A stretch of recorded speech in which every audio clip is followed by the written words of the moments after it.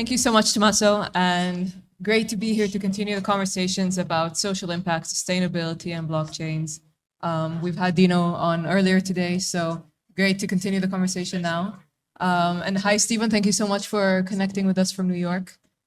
I wanted to actually start with you, Stephen, and if you can give our audience a little bit of an introduction to the Ethereum climate platform, and also if we could just start the conversation with, you know, kind of the distinction between climate, sustainability, social impact, all these words which are being thrown around, but essentially have perhaps similar goals, perhaps different goals.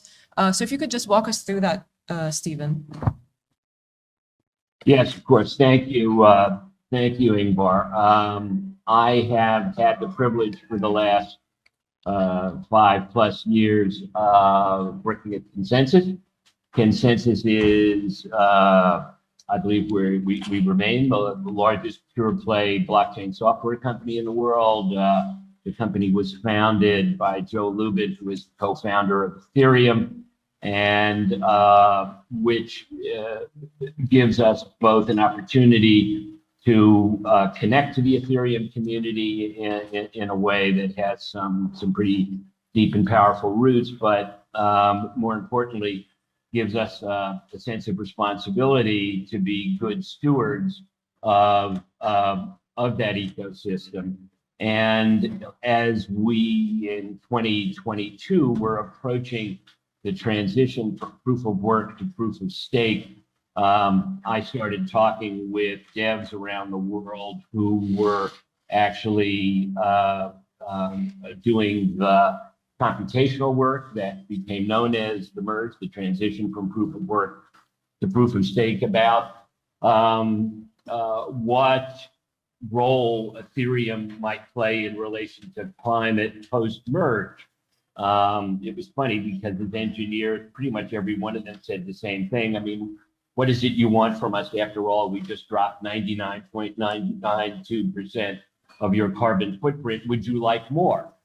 And my response was, I don't think any more computational work, but rather to think about how Ethereum can play a different role as a green technology than it was in its reasonably more limited form, while it continued to operate in the proof of work mode.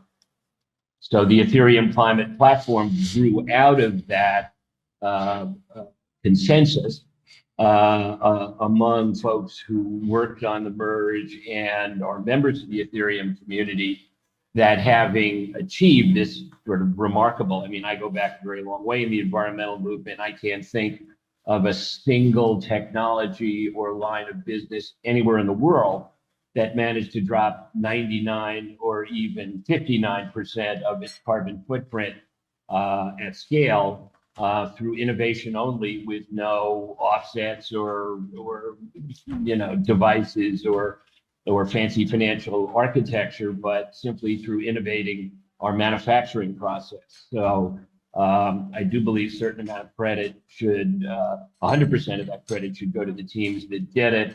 And I think there is now a growing recognition that in doing this, Ethereum has differentiated itself from others in the so-called Web3 space by walking the walk, and now endeavoring to look back on the 7 years of proof of work as something of a carbon debt that it's our intention to repay in the next 3 or 4 years. Thanks, Stephen. And my question for you is, who exactly are the stakeholders in the Ethereum climate platform, and who exactly sets the agenda there? The stakeholders, we reached out to the Ethereum ecosystem broadly. Keep in mind that Ethereum, as a kind of brand, is Ether is a cryptocurrency in and of itself, and that cryptocurrency has, you know, these days a market cap in the $200 billion range. But more importantly, Ethereum is the smart contract-based infrastructure layer under a great many other projects built on blockchains. So that broader community built on Ethereum or EVM or Ethereum virtual machinery, that community now reflects a kind of global market of several hundred projects with a combined market cap. I haven't done the math, but I would bet it's in the $350 billion aggregate value across the world. We managed to talk to a great many of the leading companies in this space, and 30 leading companies in the space came together to investing not only funds, but investing their technology in building a single MVP. Think of it this way. I don't know that it's true, but in my mind, I've been living in Germany a good bit of the last year. I sort of made this up somewhere along the way, that Audi was created when a group of Porsche engineers and a group of Volkswagen engineers got together and talked about, here's what we do well, here's what you do well. Why don't we combine our tech teams and grow a kind of perfect vehicle?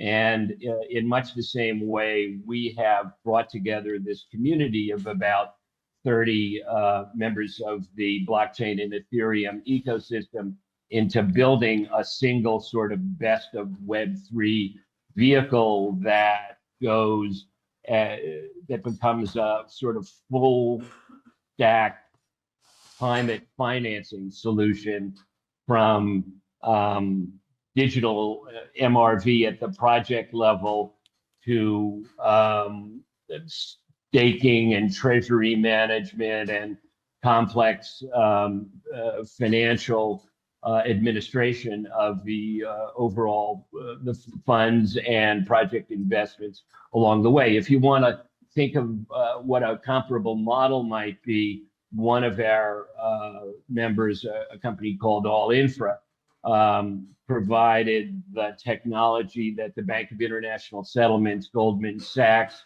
and the UN Climate Agency used when they collaborated last year on the issuance of green bonds under a pilot known as Genesis 2.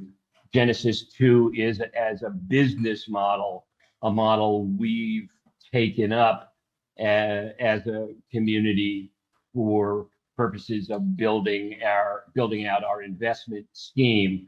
Right now, I would say control over things lives with engineering teams that are working across these 30 companies with their APIs to build this this best of Web3 vehicle, investment vehicle.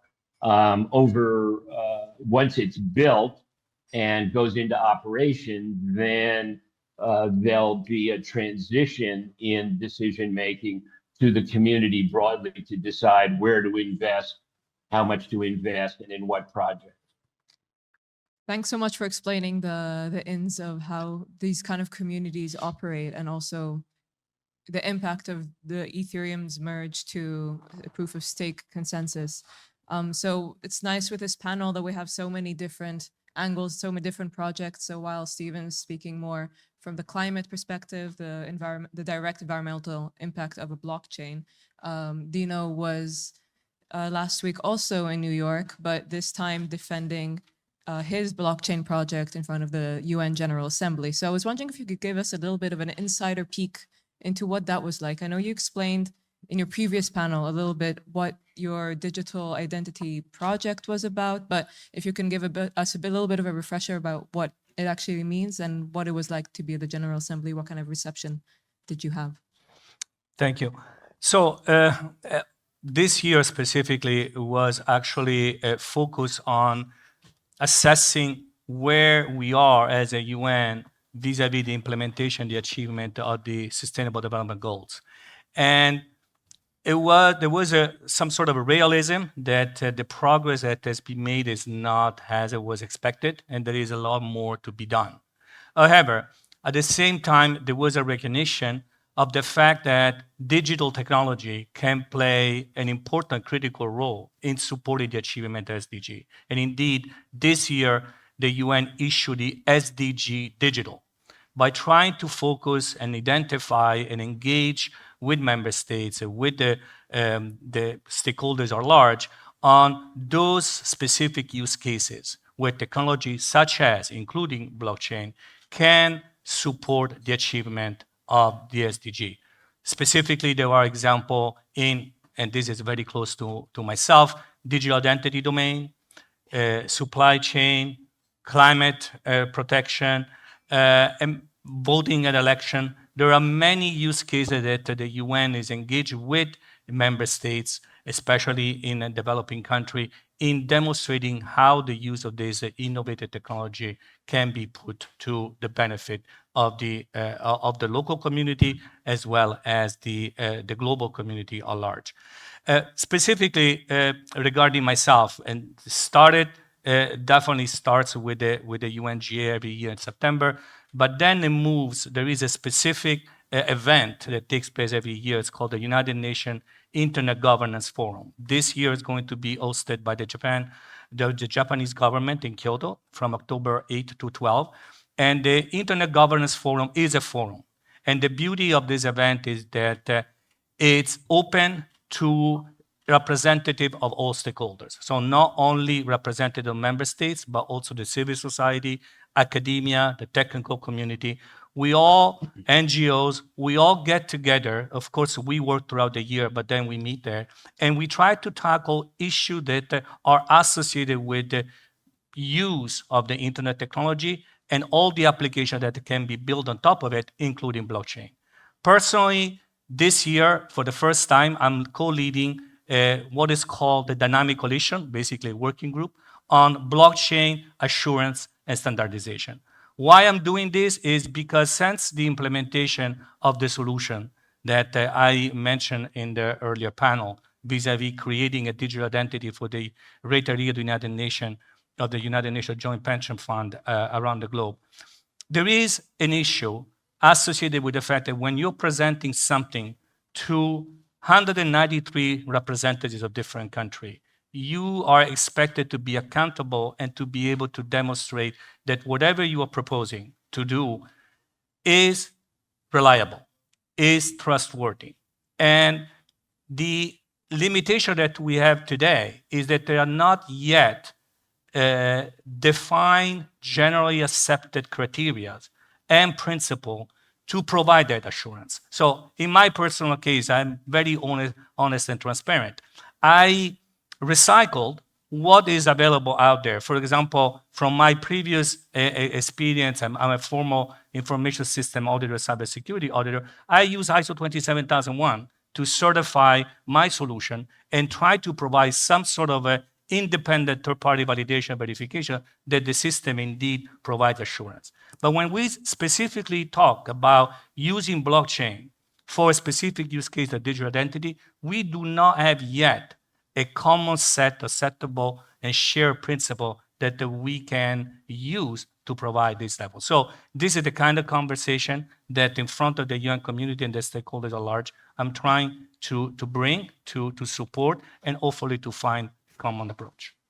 Yes, I can imagine that for a heavy-footed, body like the United Nations, these kinds of standards would be expected to, gain the trust of such a young and innovative technology.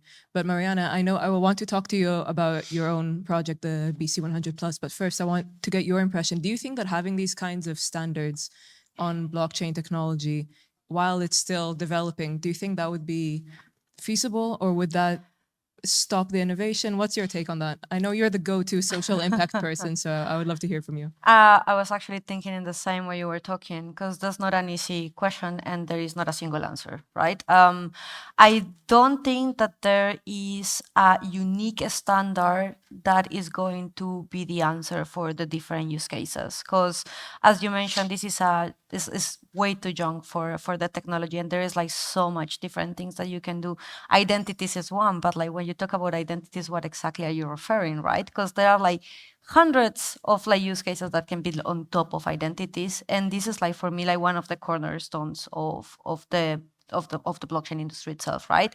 It depends, like you can use it for refugees, you can use it for a staff member, you can use it for like the DPP. Are we talking about identities only of like people? Are we talking about like identities for machines? Are we actually like endeavoring like this identities into supply chain for like product authenticity, which is one of the major issues we have like in Europe and the world in general?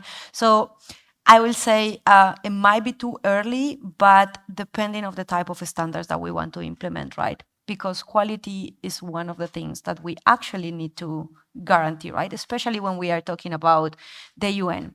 And you are talking about like UN internally, but when I think also on the projects and the people that is behind and is being like the beneficiaries of like these projects, I don't want to come with like quality solutions, right?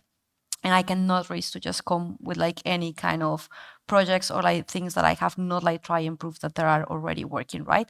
So you touch about like BC100, and like one of the things that we are doing, and BC100, I will explain later a little bit what it is, but basically we are bridging Web 2 and Web 3. Like that's like our main intention, so we can actually bring the solutions that the blockchain industry is creating, whether it's in the impact space or not, to organizations in the Web 2 space, so they can actually make use of this technology to accelerate what they're doing, and we can achieve the sustainable development goals on time and more efficiently.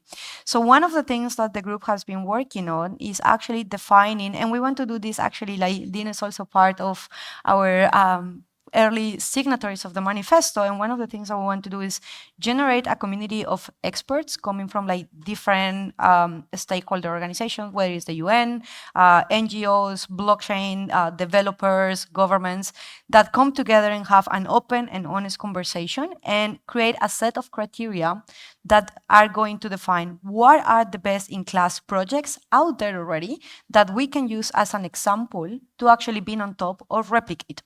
And this is really important because we don't need to reinvent the wheels.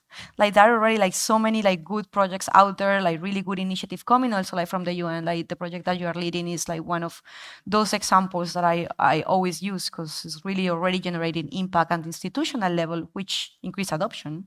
That can be used to actually replicate beyond the United Nations, in this case with the digital identity, and it can save resources and time if you don't reinvent it, but actually use what is already there and then adapt it. Like, I don't think that there's a magic recipe, as there is no magic standards, but the bases are there. You just need to adapt it to the realities and the context in which you want to deploy. Perfect. Thank you for Inbar, that. do you mind for 1 second? Can I ask Dino? Please, yes. Dino, you single out blockchain in relation to standards for identity. We're all aware, roughly, you're all using different numbers, but somewhere in the neighborhood of 1 billion humans are moving around the planet in migrations brought about by war and famine and climate and adaptation. And similarly, are there standards and identity schemes that you think are currently working for those billion people that are not blockchain based? Or really is it a matter of finding standards that work across the identity space and applying them to the different technologies with which one can implement solutions? But I wouldn't imagine that the problem is unique to blockchain of there not being sufficient standards to service a global identity crisis right now in a planet on the move. Would you like to hop in there, sure. Dino? Yeah, absolutely. I mean, I refer to the digital identity because that was the specific use case within which I use blockchain. But of course, in the UN itself, there is a website, a United Nations Innovation Network, that has an inventory of all the different initiatives blockchain has been utilized. As I alluded to before, there is a digital identity, there is a voting election, there is supply chain management. There are many cases. However, I think that it's important to really be clear about concept. So standard sometimes is associated with the technology, thinking that because you're talking about standards, I mean that you're referring to a specific technology. What I'm talking about agnostic criteria that can still should be used to evaluate whether a solution that makes use, whether it's a blockchain or whether it's artificial intelligence or whatever is another type of technology, it is used in a responsible manner in a way that you have identified the risk and you have the associated mitigating controls. My career, for more than 20 years, I was a chief auditor at the UN. And the first question, auditing 101, the 5C, criteria, condition, cause, consequence, and corrective action. If we don't start with an agreement with the criteria, what we are benchmarking with, we will never be able to reach a shared conclusion about whether a solution is better than the other. So that is the kind of proposition that I'm bringing to the table. What are the criteria to assess whether a solution using blockchain for digital identity or for voting or for supply chain management is trustworthy, is reliable, is sustainable? What are the KPIs? What are the element, the principle that we utilize? So I'm not talking about technical standard. I'm talking to technological agnostic criteria that we in the community can and we should use to prove that what we're doing with this technology is trustworthy. I hope I addressed your comments. And can I jump in? Yes. I think you actually raised a really good point, but it's not an easy point because actually you are talking about impact, and generating impact beyond the blockchain sector is actually one of the most complex things, even though if you are part of the development sector and you're used to these standards, as you call them, right? That's one of the things that we worked with INATBA a couple of years ago in a way that, especially if you are a developer, impact measurement is not one of the things that you have in the top of your mind because you are thinking actually in the technology. And that's why I think that is so important to bridge different kind of expertise into the table, right? Because you need to have standards in regards to the technology, and that's what I was asking, which type of standards are you talking about? Because it's not only the technology, it's how you do the intervention. Is this a top-down approach, or actually you are working together with the community to actually know how they're going to be impacted, how the solution is going to be received, if they are going to take ownership this and you are going to leave install capacity, or you are creating the dependency, right? That this is one of the things the UN actually does pretty well, those studies and baselines before actually intervention. But you also should have impact measurements that you do at the end. But as I mentioned, these systems for impact measurements are not really so easy to digest, especially for the people that has not been in the development sector, such as developers. So going back to BC100 Plus, and Steven is also part of the initiative, this is exactly what we need to do, right? We cannot scale if we keep having conversations in a bubble. And that's why it's so important that we bring different people into the table, like UN, Ethereum, IOTA, INATBA, the media, everyone, to start to breaking that bubble in which we are and start cooperating to create good technology based on good standards that is going to generate a positive impact at the end. Totally agree. If I may just add one Please. comment. Yeah. So I'm very humble on this conversation. And indeed, I talked about criteria, but I talked about standard. But what I've been able to actually do is to really now collaborate with a nonprofit organization called the Government Blockchain Association in Washington, D.C. We are bringing to the UNIGF a session titled Trust in Blockchain. And we are not even talking about criteria for assessment. We're talking about criteria for BMM, Blockchain Maturity Model. I think at least if we can start talking about maturity, again, technologically agnostically, we have identified 11 domains. We can argue it can be less or more.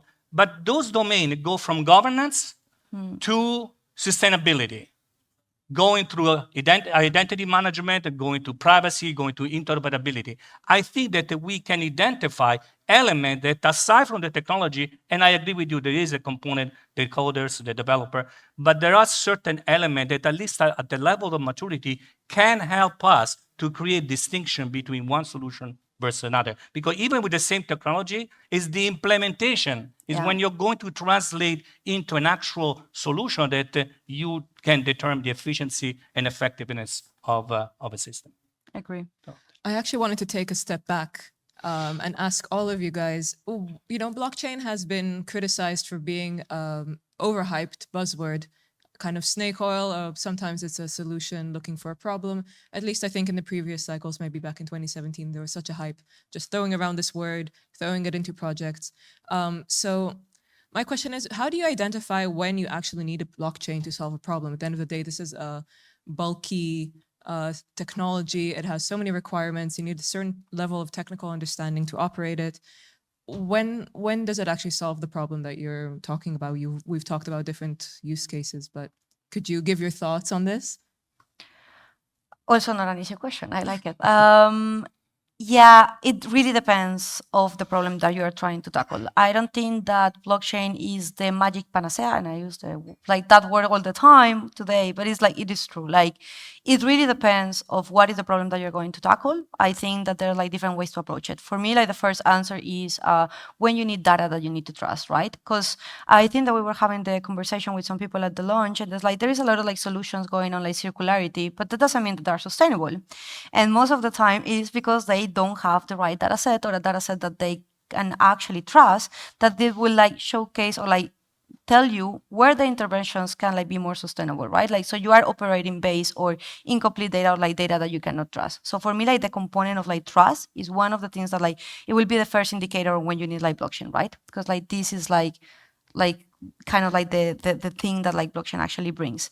The other one thing is like depending of the infrastructure, right? So if you have communities that have been isolated, or communities that have no like access to the traditional financial system, like can they have access to resources via blockchain? How we can actually like engage them and have like really easy interface that they can operate to have access to resources. So if I just like think in different societal problems and where blockchain can intervene, I will use a different argument, tell you why in that particular case, blockchain will actually like generate some impact and is the right decision to move forward, right? In a general terms, I will just cannot recommend just go for blockchain because it's going to generate impact, because I don't think that that's how absolutely anything work. I think that's a fair point. Dino, I know that you had a whole system to work out this question. Yeah, so again, it goes back to demonstrating due diligence. As you had to demonstrate due diligence post facto after you have implemented a solution, you also need to demonstrate due diligence before you design and you adopt a certain technology. There are very well structured decision tree that allows entity, and I specifically use one of those. One of the was created and developed by the World Economic Forum, that guide entity in asking certain question, providing certain response. And vis-a-vis the response that you provide to each one of these questions, you do determine whether indeed the blockchain is the adequate solution to your problem. Because in most cases, in many cases, the effort that is required to adopt a blockchain defeats the benefit. So it's really a cost-benefit analysis that needs to be done step by step in identify, as Mariana correctly said, and I totally agree with her, on the use case. What is the problem that you're trying to resolve? What are the resources that you have available? And what are the expectations of your stakeholders? As you go through a decision tree, you then be able to demonstrate that indeed, step by step, that you have reconfirmed the validity of adopting certain technology versus others. And Stephen, do you have I also any think comment we there? need to, I think we need to look at the blockchain and where it fits in the solution to the problems we're talking about. Are we talking about solving problems that are infrastructure problems requiring a back end, or solving problems that require interacting with citizens and stakeholders around the world? I would say if you look at the comparable to Web 2, Web 2 took, remember that blockchain is in its early stages. It is still an emerging technology. It is probably today where the web was in the relatively early 2000s in regard to interactions with with large numbers of stakeholders. And I'll use the example of AOL, a company I was at in the early 2000s, which distributed 2 billion discs. There are probably some smiles around the room of people who got those discs all over the world that put tens, if not eventually hundreds of millions of people online. In order to get online before the AOL disk and get your you've got mail, get your mail, you had to have a geek degree.